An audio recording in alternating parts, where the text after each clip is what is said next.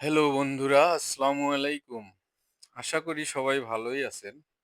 আমি আছি মোটামুটি, আলহামদুলিল্লাহ। আজকে চলে আসলাম রংপুর চিড়িয়াখানা।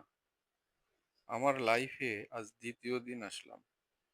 এর আগে এসেছিলাম 2015 সালে। প্রায় 10 বছর পর আজ আসলাম। এসে দেখলাম মানুষের প্রচুর ভিড়। আসলে আমাদের বিনোদনের জায়গা অনেক সংকীর্ণ।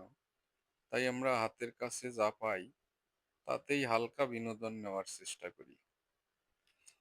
এখানে এসে যা দেখলাম, পশু পাখির যে অবস্থা, পশু পাখি যে একটা স্বাস্থ্যসম্মত পরিবেশ দরকার, সেটা এখানে আমি দেখতে পেলাম না।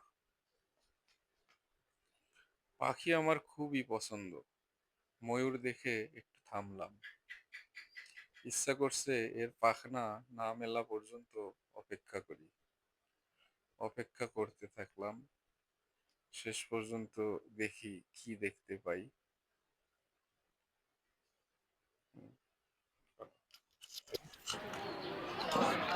সবশেষে অপেক্ষার শেষে দেখলাম পাখা আর মেলল না, শুধু একটা মিষ্টি ডাক শুনতে পাইলাম।